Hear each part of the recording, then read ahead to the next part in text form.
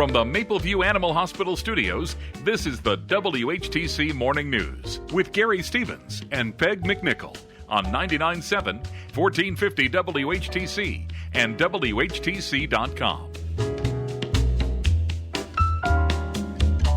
Welcome back to the WHTC Morning News for this Friday, May 31st at 8:18. It's our weekly look at local governments in the Holland, Zeeland area. We call the segment City Hall Chatter.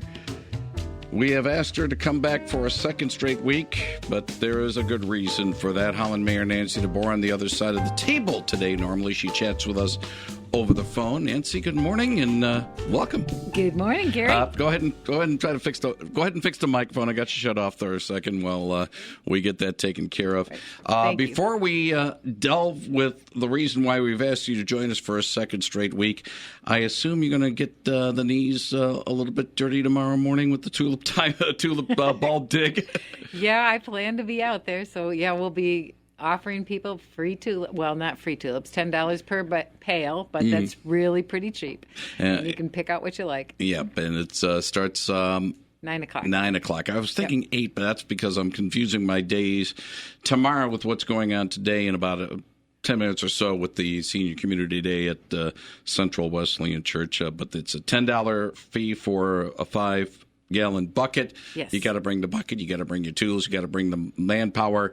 And it's a reenactment of the Oklahoma land rush in terms of getting to the right spot. Yes, people love it. It's a great intergenerational activity, and families, and it's a lot of fun. And of course the cause is good because it is for Holland in Bloom, the effort, the national and to a certain extent international urban beautification effort. But the reason why we have Holland Mayor Nancy DeBoer join us for a second straight week is that it's the annual Michigan Mayors Exchange, and this year the city of Holland was sort of paired up with the city of Charlevoix. And we are pleased to have in our studio today Mayor Luther Kurtz, Council Member Janet Kalbfell, and City Manager Mark Heydlauff.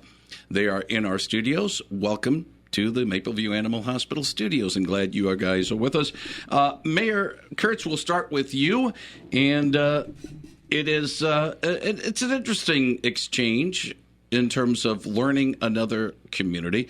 First of all, about you in terms of how many years you've been in the mayor and how many times you've been involved in exchanges such as this.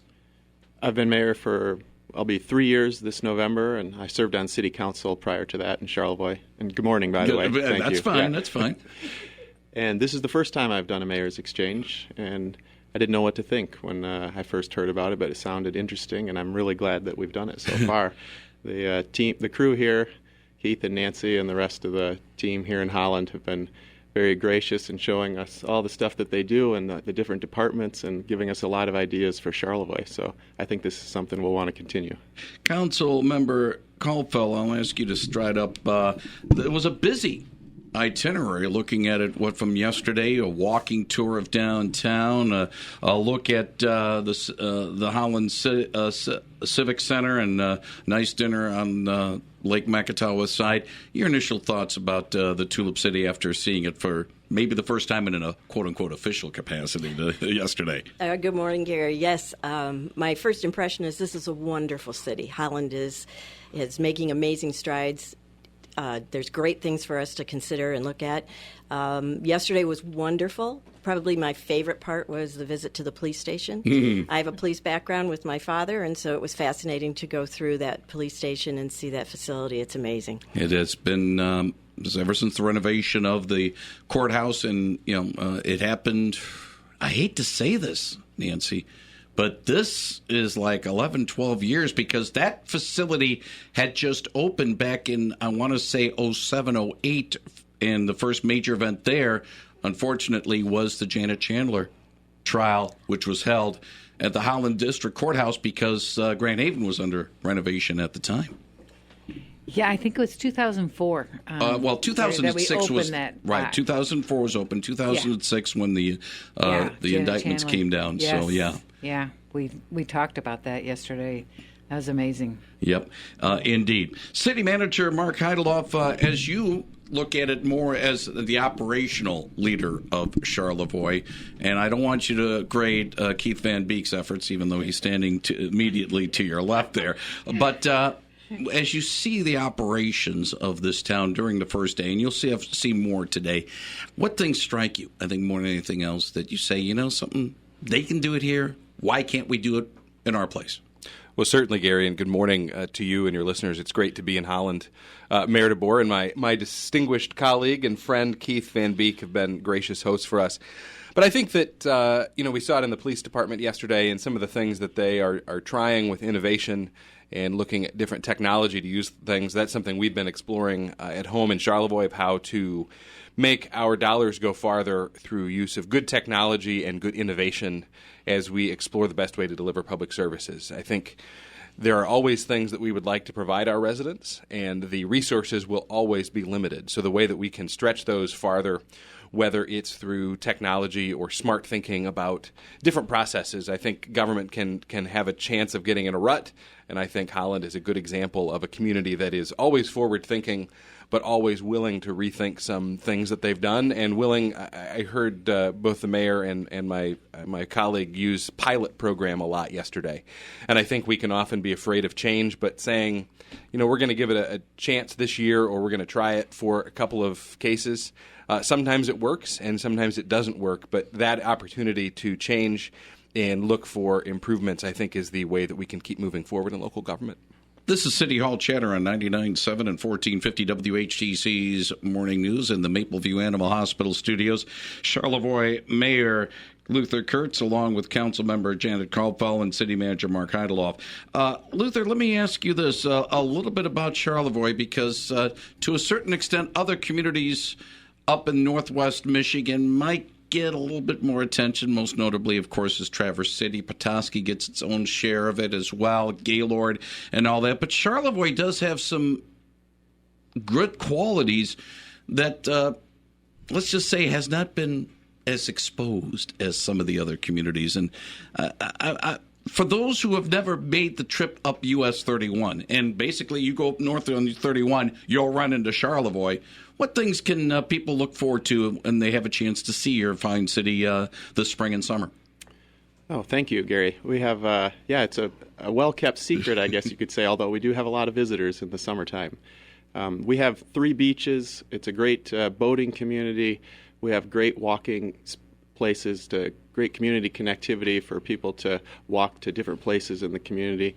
Our city is expanding a little bit. Our alley system is becoming more vibrant. Now, we're not talking about just the alley behind a regular house or, there is a quote-unquote alley area. There's an alley where there's businesses that are flourishing, and we've been working as a community, I think, to improve that experience so there's more walking space in our downtown. So there's a lot. We have a state park right next door. What else do we have, Mark? Well, I think notably, Gary, one thing to add in, and it's new for us, but we were just named a couple of weeks ago one of the inaugural 4 trail towns, Pure Michigan Trail Towns, from the DNR and some of the folks at the state of Michigan who recognize the value of non-motorized transportation and are recognizing communities that are making great strides in that, which is certainly something I think we have all been impressed with here in Holland with the heated sidewalks and some of the approaches you've used to encourage non-motorized transportation throughout the community. So that's certainly something we find in common. That's right. Leave it to my city manager to always help me out here remembering things. That's exciting, actually. Trails, we're excited about trails in northern Michigan. And Charlevoix, we're working on a trail to Traverse City from Charlevoix, a non-motorized pathway. And currently there's one that goes to Petoskey, and there's one that's being built on the way to Boyne City. So in the next few years, Charlevoix is going to be the destination for trails in northern Michigan, will be the hub, so to speak. And I believe those who do use bicycle trails, especially U.S. Bike Route 35, which goes right along Central Avenue right here next to our Mapleview Animal Hospital studios, also goes through Charlevoix as well. Let me ask a tough question for Council Member Janet Kalbfell. Those are some of the nice things about Charlevoix, some of the issues that your city is tackling that it's a good way of calling it challenges. We have several challenges we're working on. As with other communities, affordable housing. How do we find and how do we how do we deal with the challenge of affordable housing? We have service workers who need housing. We have also workers who are in the hospitals and schools that can't find housing, and they're living far away in other communities. And to garner a sense of community within Charlevoix, you need to live and work there. So we're working on that. We are also trying to develop more business in the area. We're seeing more diversity in our businesses, but the more businesses we can bring to the area with more jobs, that would be another great thing to have happen in the area as well. But and maybe not so much relying on quote unquote tourism industry, which is great, exactly, but have something that is a little bit more lasting than just seasonal. Right, and to make us more of a year-round community. Yes. Yeah, indeed. Mm-hmm. I will ask Mayor DeBoer to stride to the microphone for a moment. How many of these have you been involved with in your official capacity now? This is the fourth time as mayor. Yeah. Okay, as right. the official capacity, yeah. Yeah, Kurt Dykstra did not do any mayor's exchanges, but when I got back into this office, I decided it would be a good thing to do. And is this what when you say Michigan mayor's thing? Is this along with the Michigan Municipal League, or is it something different that ties it in? Michigan Municipal League encourages it, but I've never worked through them to schedule these. But yeah, it's a great program, and Mayor McGeehan had done several that I was a part of as a council member. And I just thought that it really is fun to go to different places. I asked Dan Gilmartin, who's in charge of the Michigan Municipal League, what community he would recommend, because we wanted to look into waterfront development and what would he say would be a good place. And Charlevoix was at the top of that list, and so we hoped that it would be okay with them if they would want to do an exchange. So that's why we're doing Charlevoix this year. The other question, then I'll throw it back to our guests from the north, is the fact that do you remember the other cities you were at? Yeah, we were Frankenmuth, Traverse City, and Port Huron. Now, Frankenmuth, very similar in the sense of a tourist attraction with an ethnic focus, which, of course, is German in Frankenmuth, and here, of course, is the Dutch. Exactly. Traverse City, another similar type of town in terms of on Lake Michigan shoreline. What about Port Huron? Because that's a little bit of a different stretch. Yeah, well, Port Huron, we kind of exchanged development because they had the first Sperry movie house over there. It was built in their old factory, and that's where the concept of the boutique cinemas came up. And they are getting a City Flats hotel by the Charterhouse Company from Holland. And so they were getting what we have, and we were getting what they have. So it was very interesting. And they have a different type of waterfront over there, and they're working hard on their downtown development. And so there was a lot of interesting things that we could learn from them as well.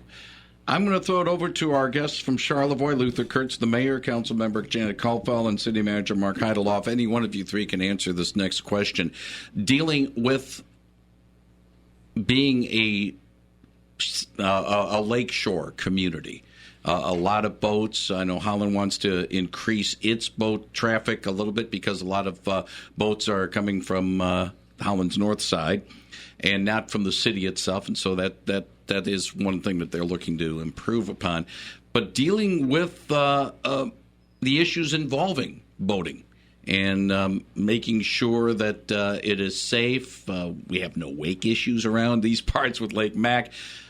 Similar situations to a certain extent in Charlevoix, Mayor Kurtz? Yeah, we have, we're on Lake Michigan, and then we have a small harbor, Round Lake, and that can be very busy in the summer. So the city certainly, I think, works with our local Coast Guard and other state agencies to make sure that our boating activities can still be very fun, but also safe for the people doing them. So, what about Mark? What about some of the harbor situations in terms of marinas and stuff? Is there a municipal one, or is it all privately owned?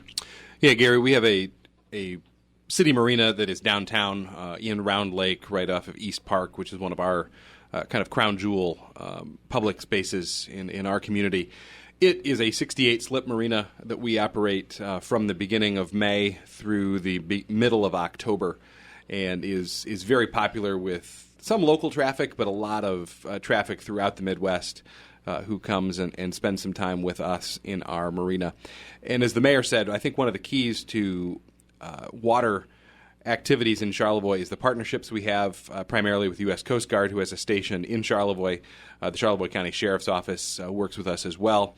And water safety generally is something that we've been discussing over the past couple of years, working with our recreation department and enhancing some water safety messaging along the Lake Michigan shoreline, certainly, and also some of our inland lakes with the frontage we have on Lake Charlevoix, which is a very large inland lake, I believe the third largest in Michigan. So water and those different issues is certainly something we deal with, and I think will probably be a good point of discussion when the folks from Holland visit us later this summer. That's In early August is when the visit is in. It's going to be a one-day, or is it a two-day like the ones here? So it's going to be on the one day on the 9th of August. Councilmember Janet Kalbfell, I'm going to ask you to step straight to the microphone a little bit.